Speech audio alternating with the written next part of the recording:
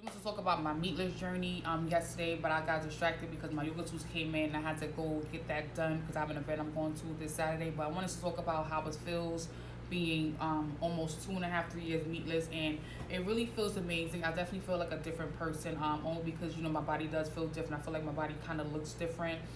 It was hard initially. I made a lot of mistakes. I ate way too much sugar and carbs initially. Um, Initially, when I first started, I completely cold turkey cut out all meat. About 6.5, 7 months later, I picked up seafood again. Then I dropped seafood.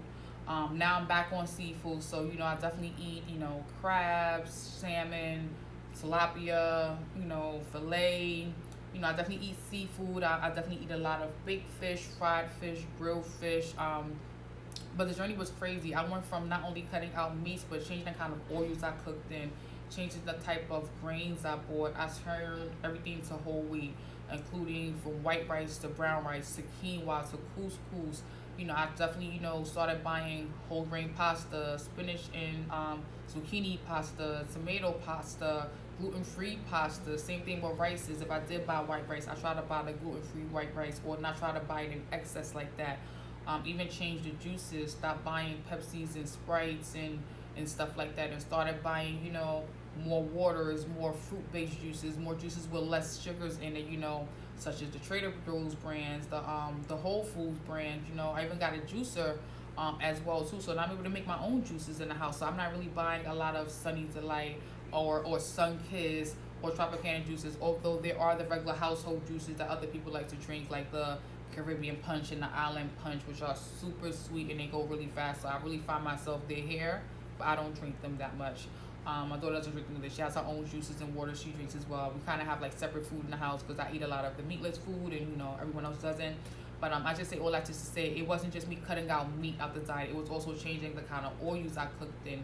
It was also changing how I cook food, not frying as much, baking more, broiling more, sauteing more, using the air fryer more, using the crock pot more. You know, I really went to Pinterest, got some ideas on how to make things more interesting, get more recipes. I definitely relied on YouTube a lot. I definitely started following chefs, people who have food pages, just to get ideas of what I can and cannot do, and what can go together, what doesn't go together. I even changed the type of snacks I started buying. So I laid back on the Entenmann's various donuts of the chocolate and the white powder and the brown powder and the plain. I started buying more, snacks that had less calories, smaller portions. Trader Joe's is great with those snacks that are great that has smaller portions, less calories, and you wouldn't know, and it's just as tasty. I even stopped, buying ice cream. I haven't bought ice cream in a while. The only time I buy ice cream is this a birthday. We only, my family, we normally do ice cream cakes on birthdays to celebrate. We don't go anywhere. I haven't bought an ice cream cake in so long. It's crazy. Haven't even ate ice cream cake in so long. It's crazy. I definitely eat more potatoes, more vegetables. I'm definitely learning how to make roasted potatoes more creative with Parmesan cheese, with onions, red peppers, green peppers, red peppers, olive oil in the pan. Definitely experimenting more with Brussels sprouts. Brussels sprouts, I haven't really landed the best way to make them yet, but I'm still experiencing, how to make that better. And it can be very filling as well. I definitely learned how to make cauliflower wings, which is pretty much cauliflower dipped in egg and breadcrumbs and put in the oven. It tastes like a chicken wing. So I learned about different spices as well. I'm using more spices I never used before, such as dill weed and sage and ginger and chili lime pepper. Trader Joe's 21 season mixes. More handmade rubs from my made by myself. Truffle butters. Just really shaking it there. Definitely using more kosher iodized salt, the crystal salt, not the regular salt we normally find with the blue box with the yellow girl, with the girl, the rain boots and the hat and the umbrella. Definitely changing the way I season my food. Trying to lay off more sauce when it comes to garlics and onions and relying more on powders. I have more garlic powders, onion powders, because I find the sauce are really, really rich and we don't need as much as them. And I'm definitely changing the oils. I don't cook in canola oil anymore. I don't cook in vegetable oil anymore. I don't cook in peanut oil anymore. My oils are specific from coconut to grapeseed to sunflower, possibly sesame seed at some point, and olive oils. Those are the oils that I cook, fry, saute in. I'm really strict on how I'm cooking, and what I'm cooking. And I try not to fry a lot. You know, if I fry on a Monday, I'm trying to not fry again. It's like a Friday if I do fry, or a Saturday. And I'm definitely just, you know, following more ideas and videos online just to show me where my creative idea can go with food. Sometimes I feel like I limit myself to, well, this is how I ate, this is what I see on TV, and that's where it stops.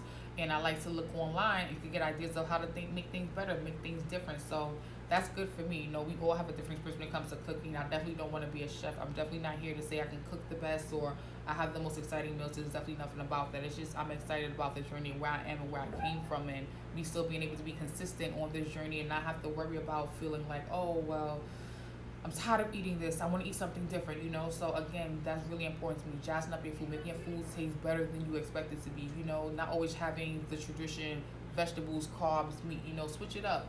Let it just be meat and vegetables, or let it just be, you know, grains and, you know, carbs sometimes. Like, you know, it's okay to switch things up. It's okay to choose one day to have no carbs. It's okay to choose one day to have no meat. It's okay to choose one day to not have no sugars. It's okay to juice for a full day. It's okay to do smoothies for a full day. It's okay to get into acai bowls for a full day.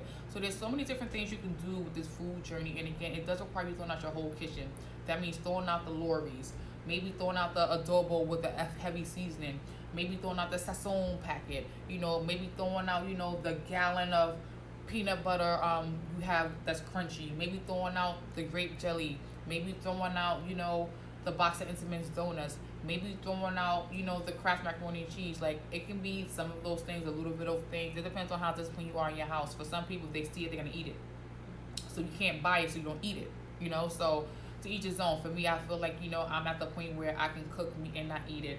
I can see snacks in the kitchen and don't eat it, especially if it's not a snack that I really want anyway. I have my specific snacks of what I really love and what I really don't love. So it's like, it depends on my mood, you know, depending on how the day goes. But that's it, and that's all for me. So again, just to reiterate, my short set yoga suits are here. They'll be here this week. I have an event I'm going to this Saturday in Brooklyn, and I'll be selling products and services at that event. Most likely more products and services, and I'll definitely share details when that event's with you as it comes sooner. Again, I'll also be having an event in May in Englewood, New Jersey, as well as end of May, in the Bronx, New York. And I want you guys to stay in tune with me, follow up, know when I'm going live, when I'm going to be out at these events, when I'm going to be selling things. Again, please check out my website, kfit.club. Please check out my YouTube channel, where I'm dropping variations of videos that are not necessarily health or wellness, but more about me. So you're getting in touch with me, knowing what I'm about. And in addition to that, you know, thanks for just signing up and checking in with me. If you're interested in what I'm going live, please make sure you turn on post notifications so you can always get that alert that I'm going live. And that's it. That's all. I don't have any questions or concerns. So I'm going to hang around here for about a couple minutes or so and see if anyone pops on. And if not, it's been real.